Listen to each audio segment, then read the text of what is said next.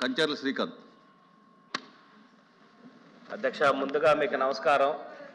ఈరోజు మొత్తం బడ్జెట్ మీద మీ పార్టీ నుంచి లిస్ట్ వచ్చింది. మొట్టమొదటిసారిగా శాసన మండలిలో ప్రసంగించే అవకాశం ఇచ్చినందుకు మీకు ధన్యవాదాలు. అలాగే మిగతా సభ్యులందరికీ కూడా హృదయపూర్వక నమస్కారాలు తెలియజేస్తున్నాం. అధ్యక్ష, స్వామి వివేకానంద ఒక మాట చెప్పారు. ఇనుప కండలు, ఉక్కు నరాలు, వజ్ర సంకల్పం, మొక్క ఓని ఆత్మవిశ్వాసం ఉన్న 100 మంది యువకులను నాకివ్వండి, ఈ దేశ స్థితిగతులను మారుస్తానని చెప్పనేసి చెప్పడం జరిగింది. అంటే యువత యొక్క ప్రాధాన్యత, యువత తలుచుకుంటే ఏ విధంగా సమాజంలో పురోగతి వస్తుంది అని నమ్మి అంత గొప్ప తత్వవేత్త చెప్పినటువంటి అంశం.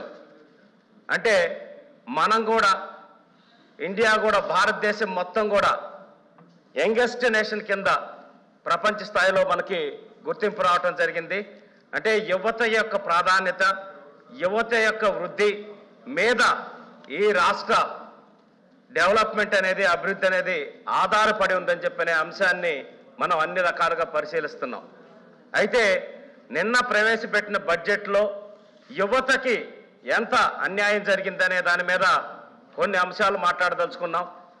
ఈరోజు గౌరవ ముఖ్యమంత్రి వర్యులు తన పాదయాత్ర సమయంలో నిరుద్యోగులు వాళ్ళ సమస్యలు చెప్తే నేను విన్నాను, నేను ఉన్నాను అని చెప్పనేసి మాట్లాడటం జరిగింది. ప్రతి జనవరిలో మీకు జాబ్ క్యాలెండర్ రిలీజ్ చేస్తానని చెప్పడం జరిగింది. 2.5 లక్షల ఉద్యోగాలు రిలీజ్ ఇస్తానని చెప్పడం జరిగింది. అలాగే మెగా డిఎస్సిని విడుదల చేస్తానని చెప్పడం జరిగింది. ఇలా అన్ని రకాల హామీలు ఇచ్చుకుంటూ వెళ్ళటం జరిగింది. సో తర్వాత అధికారంలోకి వచ్చి ముఖ్యమంత్రిగా బాధ్యతలు స్వీకరించిన తర్వాత నేను విన్నాను, నేను ఉన్నాననేది మర్చిపోయి నిరుద్యోగుల సమస్యలు వినటమే మానేశారు.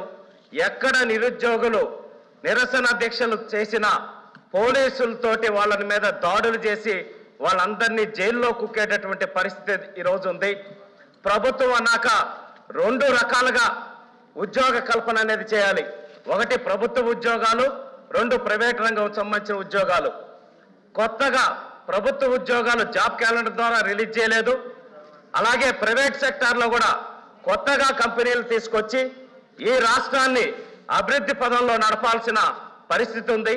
ఎందుకంటే ఇప్పుడంతా నాలెడ్జ్ ఎకానమీ, దేశం మొత్తం, ప్రపంచం మొత్తం నాలెడ్జ్ ఎకానమీ, హ్యూమన్ రిసోర్సెస్ మీదే నడుస్తుంది. కాబట్టి వాళ్ళ అభివృద్ధిని చేయాల్సిన, వాళ్ళకు అవకాశం ఇవ్వాల్సిన సమయంలో కంపెనీలు తీసుకురాకపోగా ఉన్న కంపెనీలు వెళ్ళగొట్టే విధంగా ఈ రాష్ట్ర పాలసీస్ కానీ, అక్కడ స్థానిక నాయకుల ప్రవర్తనలు కానీ మనం ఉదాహరణలు చూసాం.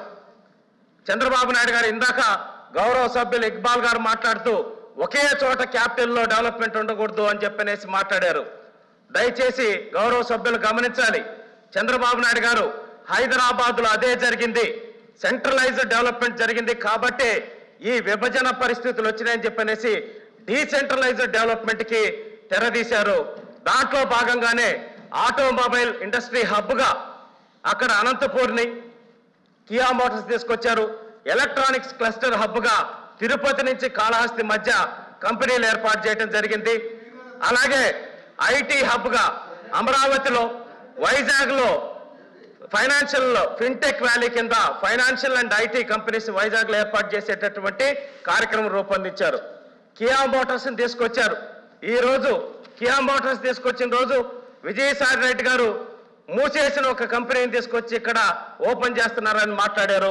గత సంవత్సరం best selling car of the India కింద కియా మోటార్ సెలెక్ట్ అయితే, సార్ దయచేసి రిక్వెస్ట్ చేస్తున్నాను, ఫస్ట్ టైం మాట్లాడుతున్నాను, కొంచెం అవకాశం ఇవ్వాలని విజ్ఞప్తి చేస్తున్నా. కియా మోటార్స్ని తీసుకొచ్చి best selling car of the India కింద వస్తే మా ప్రభుత్వం సాధించిన ఘనత అని చెప్పనేసి ట్వీట్ చేయడం జరిగింది. ఈ రోజు ఒక్క కియా మోటార్స్ ద్వారా రమారమి 2,800 కోట్ల రూపాయల ఆదాయం రాష్ట్ర ప్రభుత్వానికి వస్తూ ఉంది. వేలాది మంది నిరుద్యోగ యువతకి అక్కడ ఉపాధి దొరికింది.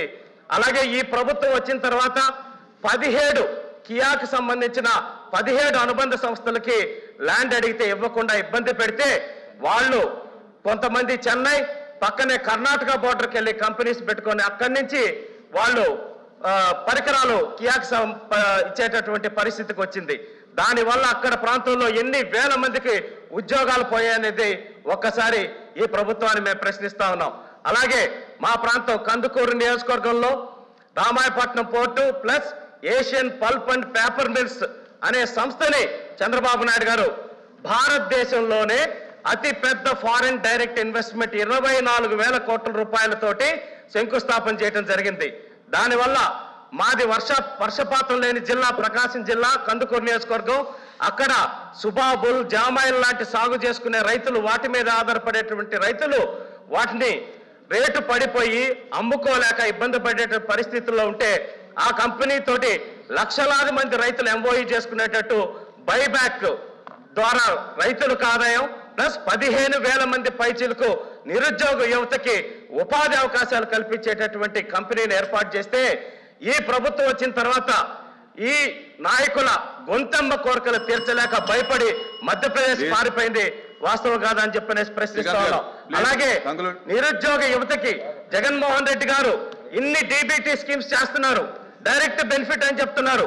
మరి నిరుద్యోగ యువతకి 6 లక్షల మందికి తెలుగుదేశం పార్టీ హయాంలో నిరుద్యోగ వృత్తి 3,000 రూపాయలు ఇవ్వటం జరిగింది. సార్ దయచేసి 2 minutes సార్ ప్లీజ్. ఇవ్వటం జరిగింది. డైరెక్ట్ బెనిఫిట్ కింద